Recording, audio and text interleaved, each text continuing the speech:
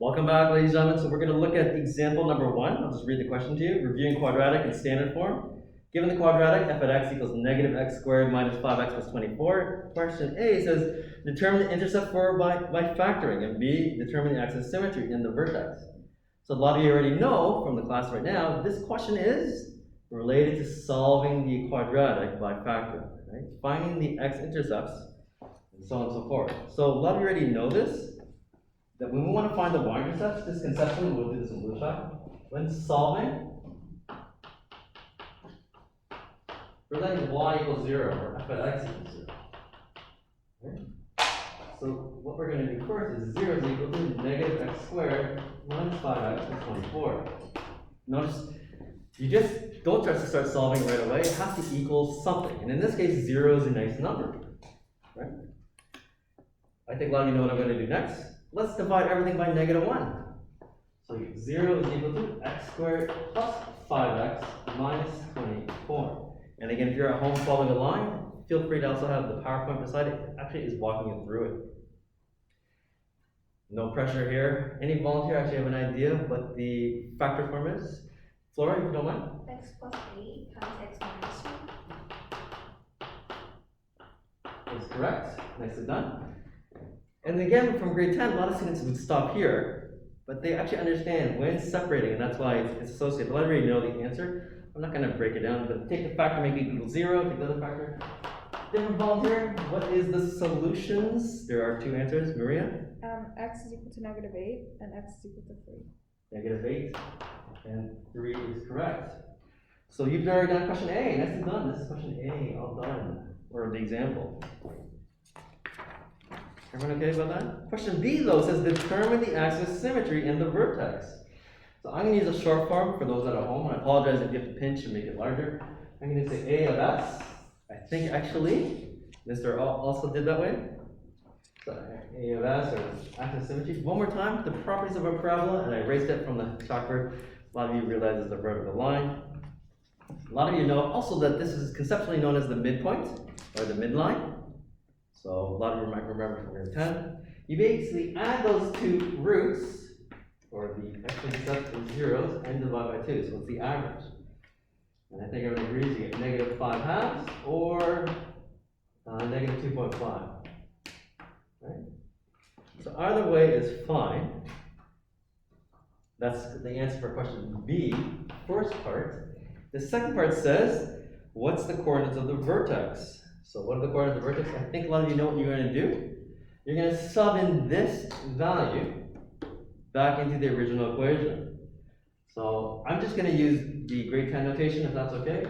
Y is equal to negative 2.5 squared minus 5 times negative 2.5 plus 24. I think that's on the screen. This becomes obviously calculator work, and that's why, again, some of you might know in class, this is like an order operation question. You square that first term, you multiply that term, you add that, just check beep, beep, beep, whatever your calculator doesn't make no sense. And you get 30.25 out of it. So therefore, that's the symbol for therefore, vertex is negative 2.5, comma 30.25. And if you use the fractions,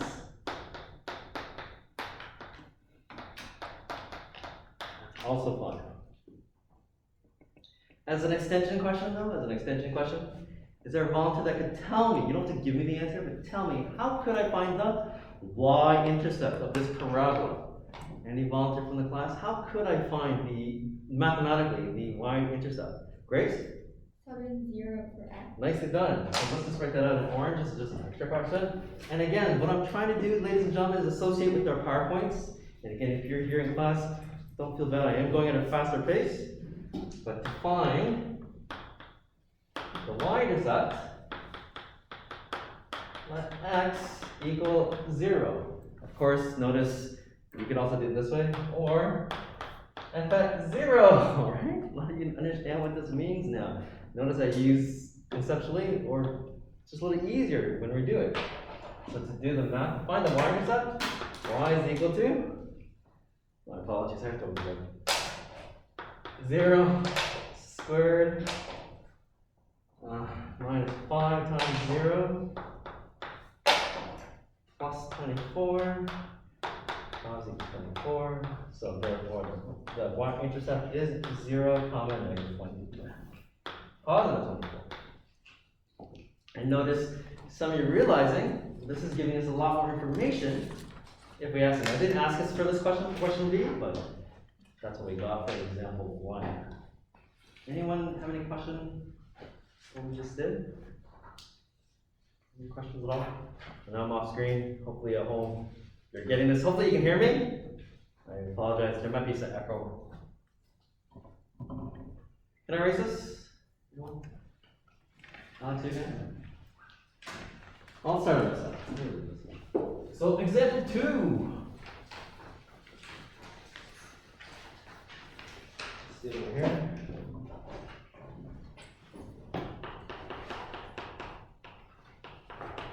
And again, hopefully this is a good refresher for some of you. And don't feel bad, ladies and gentlemen, if you forgot it. Example 2 says transformations of quadratic functions. I apologize from the hand of photocopying. The graph might be too small. So there may be some axes. And notice there's a little table beside it. That table is actually the mapping technique. So if you don't fully get it, don't worry. I will give you the answers. And just like a classmate is asking, I'll show you what you're supposed to get and hopefully it'll clue in, right? Well, let's take a look at this. It says, first of all, and I think a lot of you realize what this first question is, it says convert y equals x squared plus 2x minus 24 into vertex form by completing the square.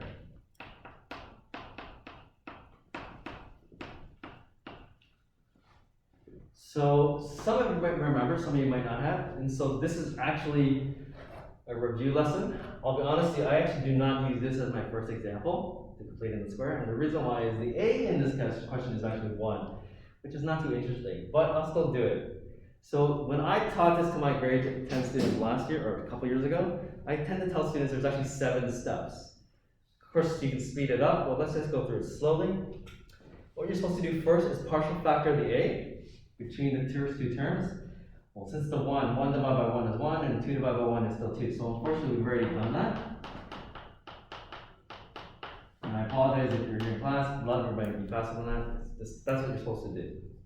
Partial factor the first term. The next thing, you're supposed to take the new b. Notice in this case, this plus 2 is the b value. However, just using an acronym from, or saying from Ms. McHale, we call this the new b. Take that new b and divide it by 2. That's plus 1, and then you square that plus 1. Which is plus 1. Why are we doing this off to the side is because by completing the square, we want to find the perfect square trinomial. And I think Mr. O in his worksheets might have called it the PST. But I don't like saying that because that's something else. So what I'm trying to show you,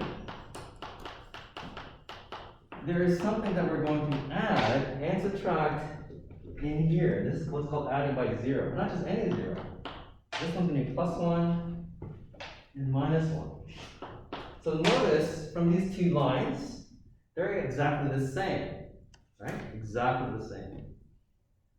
However, this thing that I'm underlining is an expanded perfect square.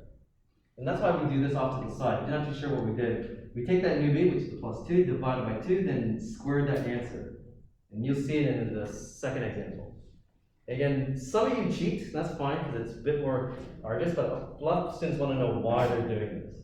This is why. We're going to factor this. We're going to complete it. What does that really mean? Again, if you don't know how to factor this, that's okay. But this is what you're going to get. X plus 1 squared minus 1 minus 24. Get out of the way so you can see it. Now, some students say, well, how did you get this plus 1? Well, it's actually from this step. Right, so this is here. But then we collect like terms.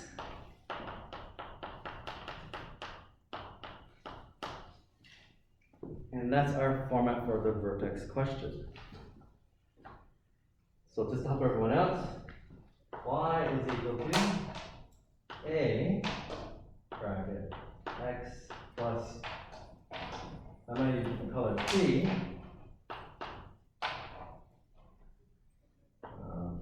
or not plus, it's minus, right?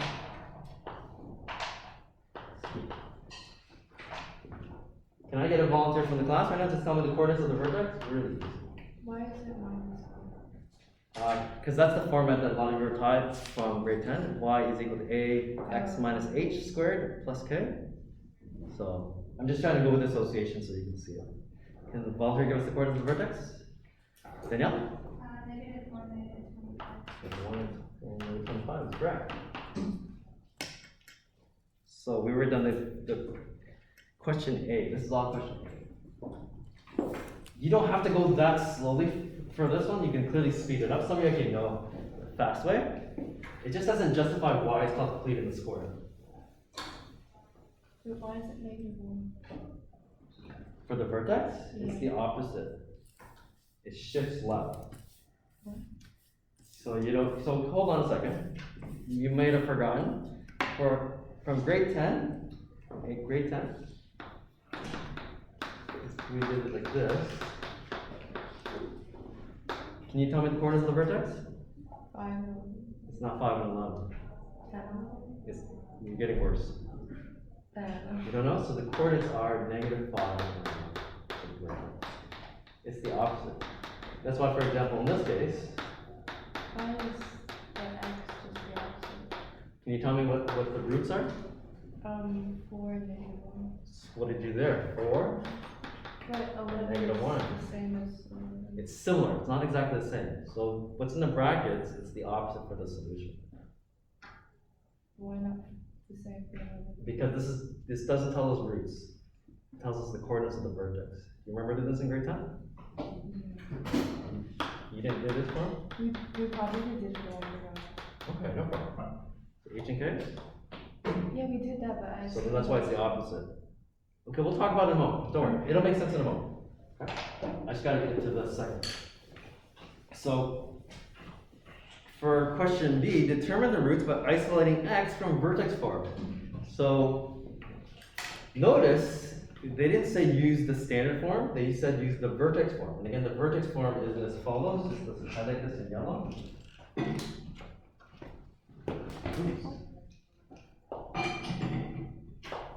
So that's the vertex form that Danielle said that that's the vertex. So for some of you, you may or may not remember how to do this.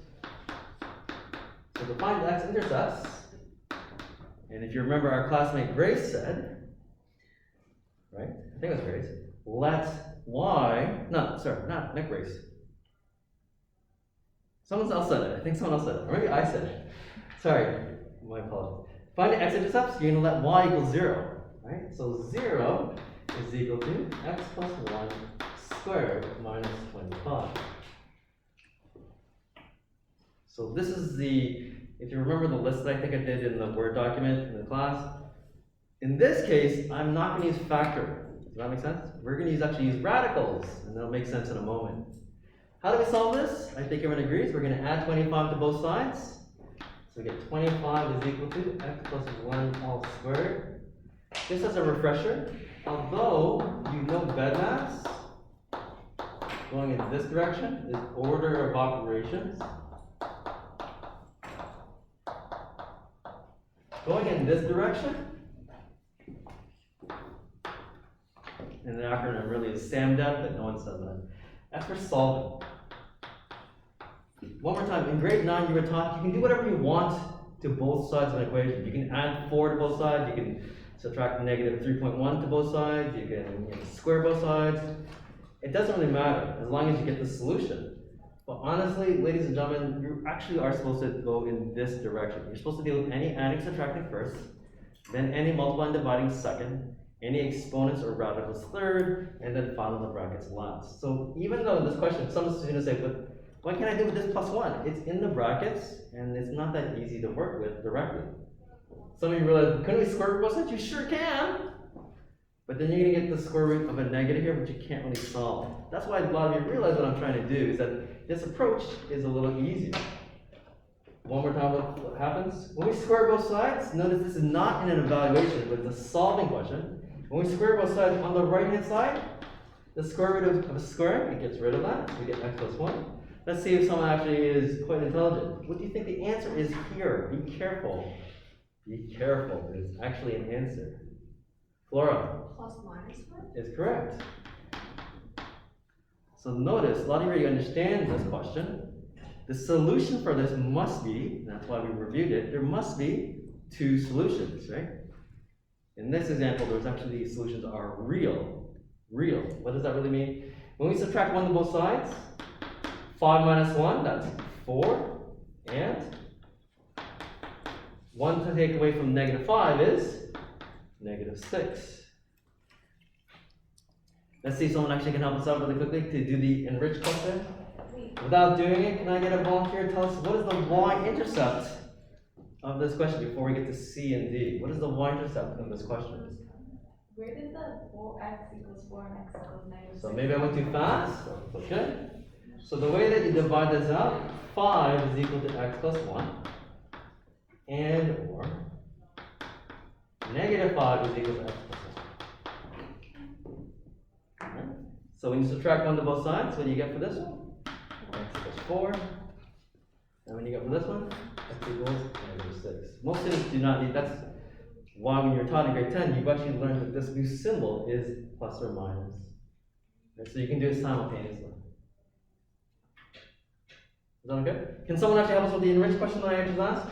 What is the y-intercept of this quadratic? Brandon? 0, 11. 0, 11 is incorrect. I think you're just reading it wrong. Grace? 0, negative 24. Yeah, 0, negative 24. So one more time. I already did this at the beginning. This is the C term. Oops. From here. And that's what that's like. Another can do the mental math. When x is 0, Grace said this, when x is 0, 0, and 24. That's why standard form, the only thing that's good about standard form, it tells us the y-intercept. Vertex form, it tells us the vertex, and factor form, it tells us the x-intercepts, roots, or zeros. 7. For that question, when we square x plus 1 to the power of 2, why wouldn't x also be like plus minus and 1 also be plus minus 2? Because Okay, first of all, sorry, this stuff? yeah. No, but you know when we're squaring it? Square rooting. Square This is called square root. Sorry, Rooting. yeah, my bad. It's okay. I did that. When we're square rooting it, that becomes plus minus 5 because we know. That's correct. So on the left hand side, the square root of 25 is 5 Why and or doesn't that also happen on the It did. Square root of a square, it gets rid of it. That's the opposite. That makes sense, but I had a reason for asking. Okay, so let me just. So you hopefully were taught this. X squared is equal to 9. Yeah, If I want to solve this, it's 3 over 9. no, hold on. When you solve this one, it's plus or minus 3. Whereas this question, when you evaluate the square root of 9, this answer is 3. Here's the proof why this answer is actually plus or minus 3. To subtract 9 to both sides, you get this. And what is this? A difference of squares.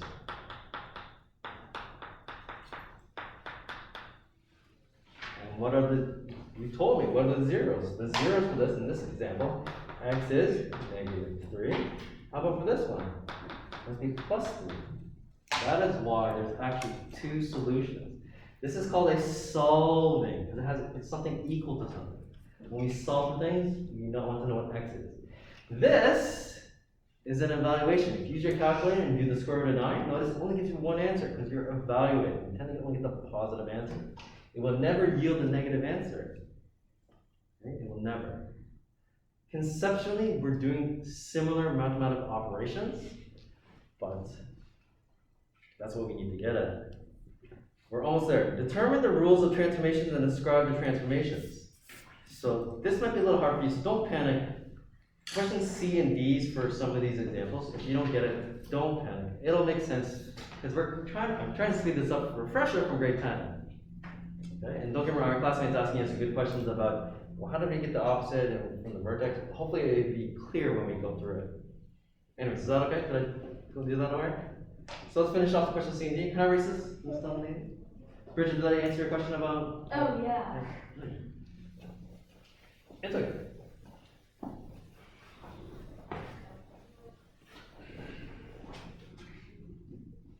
So we're just going to leave that. For C, it says determine the rules of transformation and describe the transformation. So here you have a chart already, and I'm going to just leave you, ladies and gentlemen. I did say we don't really use table of values, we don't. But for here, just to show you the mapping technique, I call it mapping technique. They call it rules of transformations. Some other schools we might use the word mapping rule. So this might make more sense. And I'll put above again what we talked about. So from the first page, I think you just did x plus or minus p and then ay plus or minus q. I'll use that one since I think it's what you have, so that's fine. So notice what this is. And again, I think it was Danielle that actually gave us the vertex, -1 and -25, I think. So I think a lot of you realize what we're going to do. We're going to subtract 1 for our p value, because it is going to the left. And what's our y values? Well, we're going to take the y value, in this case y, and we're going to just simply subtract, and I used the wrong color, sorry, that should be red. What did I say? Subtract 2. And orange is subtract 5. So those are mapping rule that we're going to have. Okay? So for some of you, just going to divide that there. And all you're really going to do is subtract, oops, I wrote subtract p, subtract 1. All we're going to do is subtract 1 for all those values. So subtract 1, that's going to be -3, -2, -1, 0, 1. And 4 minus 25, and etc. Those are going to be -21, -24, -25, -24, -21. And notice, this is one way of graphing, right? This is one way. You actually have 5 nice critical points to graph. So you might not have graphed this way in grade 10. I'll explain how some of you actually graph, and if you were in my class where I would have the grid. So I'll just show you, a lot of you would graph it this way. As a sketch of it, I apologize, I'm going to sketch it. If I were to graph, just to sketch the parabola and determine the domain and range, I would take the vertex form, and I already know the vertex, which is -1 and -24, way down, 25, -25, way down there. And since this parabola opens up, it's going to look something like that. And I think you also told me, and I apologize, I think I erased it. Our roots were 4 and -6. And finally, notice a lot of you already told me, and I apologize, I'm using different colors. That's -24, I think, for the y-intercept. So why do you actually know that at -1 and -25, -1 and -25 corresponds to the vertex? Audrey. Where did the first set of like x and y come from? Like -2, -1, 0, 1, 2. Oh, you don't know what this is from? Yeah. Can someone help me explain? Where did I get this from? You don't want to know? I'm actually kind of. Sorry, I assumed that you guys knew, but I didn't. Grace? Is it from y equals x squared? That's correct. So this is from the parent that we talked about last day, I think, on the synchro lesson. So y equals x squared is the parent. And a lot of you, if you haven't memorized this, don't panic. It's easy to generate, right? Because all you have to do is to square this. That's 4. Square this. Input those values, right? So that's why I'm not gonna lie to you. If you have these 5 critical points, a lot of you are realizing. If you watch the PowerPoint video, PowerPoint, it'll plot them out, and you'll see from the thing. Can I get a volunteer to tell us the domain and range now that you can see at least a sketch of the graph? And again, it's not perfect because it should be higher up. Can anyone actually give us the domain and range for this? Someone else here? What's the limit? Right? X is any real number? Yeah, any real numbers, so x belongs to all real numbers. What's the range? Y is greater or equal to -25. Yeah. And that's obviously the more important thing, right? Or of course, if we do the Vertex form, y such that y belongs to this as well. And if you want to use interval notation for this last one, so we could also do it this way.